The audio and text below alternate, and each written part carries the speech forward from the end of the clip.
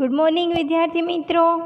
ધોરણ 10 વિષય વિજ્ઞાન, એમાં છે આપણો ચેપ્ટર નંબર 7 નિયંત્રણ અને સંકલન એટલે કે કંટ્રોલ એન્ડ કોઓર્ડિનેશન. બરાબર છે. હવે આપણે આગળના લેક્ચરમાં આપણે ઇન્ટ્રોડક્શન વિશે જોયું. હવે આપણે જોઈશું પ્રાણીઓ અને ચેતાતંત્ર એટલે કે animals and nervous system. Nervous system એટલે કે ચેતાતંત્ર. પ્રાણીઓમાં આ નિયંત્રણ અને સંકલન ચેતા અને સ્નાયુ પેશી દ્વારા થાય છે. એટલે કે જેટલા પ્રાણીઓ છે એના દ્વારા આ આપણે કાર્ય કરવું છે કે નહીં, આ કરશું તો આપણા શરીરને નુકસાન થશે. એટલે કે દાઝેલી તપેલીને તમે અડો છો, ગરમ તપેલીને તમે અડો છો ત્યારે તમને ખબર પડે છે કે આ આપણા શરીરને નુકસાન કરશે, એટલે એ કાર્ય થતું અટકાવે છે અથવા તો અમુક કાર્ય કરવા માટે પ્રેરિત કરે છે.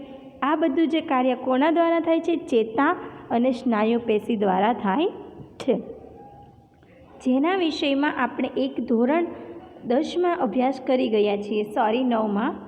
આકસ્મિક પરિસ્થિતિમાં ગરમ પદાર્થને અડકવું આપણા માટે હાનિકારક હોઈ શકે છે. આપણે તે ઓળખવાની અને તેને અનુરૂપ ક્રિયા કરવાની જરૂરિયાત હોય છે.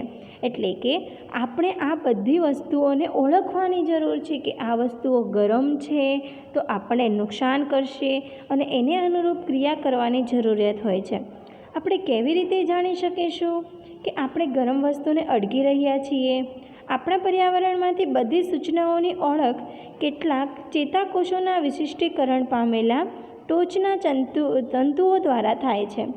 બરાબર છે કે પાણી ગરમ છે કે નથી આપણે અડીને તરત જ હાથ બહાર લઈ લઈએ છીએ તો એ ત્યાં આપણા જે તંતુઓ બહારની સાઈડ શું આવેલા છે? ચેતાતંતુઓ આવેલા હોય છે.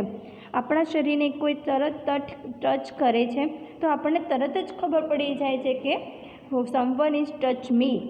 ઓકે, તો આપણે એ પ્રમાણે આપણા શરીરની અંદર ચેતાતંતુઓ આવેલા હોય છે, તેના વડે આપણે આ ક્રિયાનું સંકલન અને નિયંત્રણ કરી શકીએ છીએ. આપણા શરીરમાંથી, આપણા પર્યાવરણમાંથી બધી સૂચનાઓની ઓળખ કેટલાક ચેતાકોષોના વિશિષ્ટીકરણ પામેલા ચેતાતંતુઓ દ્વારા થાય છે. તે ગ્રાહી એકમ સામાન્ય રીતે આપણા સંવેદાંગો એટલે કે જેટલા અંગો છે તે જે સંવેદના ઉદ્ભવે છે આપણે જ્ઞાનેન્દ્રિયોની અંદર આવેલા હોય છે. જેમ કે અંતઃકર્ણ, આપણા કાનની અંદર જે અંતઃકર્ણ પડદો હોય છે એ, નાક, જીભ વગેરે. આ રસ સંવેદનાગ્રહી સ્વાદ ઓળખ કરે છે. એટલે કે આ બધા જેટલા છે સંવેદના ઉપજાવે છે અને જ્યારે પ્રાણગ્રાહી એકમ ગંધને લગતી સંવેદનાને ઓળખ કરે છે. એટલે કે આપણા નાકની અંદર આવેલી હોય છે સંવેદના કે જે પોતાની સ્મેલને ઓળખ કરે છે. બરાબર છે. એટલે કે ગમે તે એકદી ગંધને લગતી સંવેદનાશીલની ઓળખ કરે છે. આ સૂચના એક ચેતાકોષના અગ્રભાગે આવેલા તંતુઓ દ્વારા મેળવવામાં આવે છે. એટલે કે આ જે તમને દેખાય છે, આ સૂચના તમને આપે છે એ ચેતાકોષના અગ્રભાગે આવેલા તંતુઓ. જો દેખાય છે તમને આકૃતિમાં આ તંતુઓ દેખાય છે, શિખા તંતુઓ, એ બધા તંતુઓ દ્વારા મેળવવામાં આવે છે. એટલે કે શિખા તંતુ, એને ડેન્ડ્રાઇટ કહેવામાં આવે છે. આકૃતિ 7.1માં બતાવેલી છે. Most important figure in your exam એટલે કે સૌથી ઇમ્પોર્ટન્ટ આકૃતિ હોય તો આ ચેતાકોષની છે. અને ચેતાકોષ છે એ તમારા પરીક્ષામાં પૂછાય છે. મોસ્ટ ઇમ્પોર્ટન્ટ છે માટે એ આકૃતિ તમારે ઘરે દોરવા માટે ટ્રાય કરવાની છે. બરાબર છે. હવે અને જે નેક્સ્ટમાં લેક્ચર એટલે કે એક્ઝામ લેવામાં આવશે તેમાં આ ચેતાકોષની આકૃતિ પૂછવામાં આવશે. એક રાસાયણિક ક્રિયા દ્વારા વિદ્યુત આવેગ ઉત્પન્ન કરે છે. એટલે કે આ જે તંતુઓ છે એ શું કરે છે? વિદ્યુત આવેગ ઉત્પન્ન કરે છે.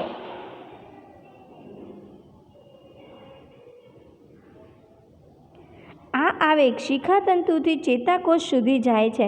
એટલે કે જે આ આવેગ છે એ શિખાતંતુ છે ત્યાંથી ક્યાં સુધી જાય છે? ચેતાકોષ સુધી જાય છે. અને આને ચેતાક્ષ એટલે કે એક્સોન થઈને અંતિમ છેડા સુધી પહોંચે છે. એટલે ચેતાંત સુધી પહોંચે છે. જુઓ અહીંયા શિખાતંતુથી લઈને ચેતાકોષ સુધી જાય છે અને ધીરે ધીરે ગતિ કરતાં કરતાં અહીંયા લાસ્ટ સુધી પહોંચી જાય છે. ચેતાક્ષના છેડે ચેતાક્ષ છે એના છેડેથી વિદ્યુત આવેગ કેટલાક રસાયણોને મુક્ત કરે છે. ચેતાક્ષ છે એ કેટલાક રસાયણોને મુક્ત કરે છે અને આ રસાયણ અવકાશીય જ્ઞાન કે અવકાશીય સ્થાન કે ચેતાપાગમ શું છે સાયનેપ્સને પસાર કરીને તેના પછીના ચેતાકોષમાં એટલે કે શિખાતંતુમાં વિદ્યુત આવેગનો પ્રારંભ કરે છે. એટલે આમાંથી પસાર થઈને જે બીજું ચેતાકોષ આવે છે એની અંદર એનું પ્રારંભ કરે છે. આ શરીરમાં ઉર્મી વેગના વહનની સામાન્ય પ્રણાલી છે.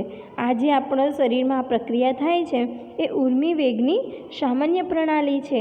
આ રીતે એક ચેતાપોગમ અંતમાં એવા ઉર્મી વેગથી ચેતાકોષની અન્ય કોષોમાં જેવા કે સ્નાયુ કોષો કે ગ્રંથિ સુધી લઈ જાય છે. અને આ જેટલા ઉર્મી વેગ આપણને ઉત્પન્ન થાય છે એ ક્યાં સુધી લઈ જાય છે? એના સ્નાયુ કોષો અને ગ્રંથિઓ સુધી લઈ જાય છે. આમ તેમાં કોઈ આશ્ચર્ય નથી કે ચેતાપેશી ચેતાકોષોની એક આયોજનબદ્ધ જાળીરૂપ રચનાની બનેલી હોય છે.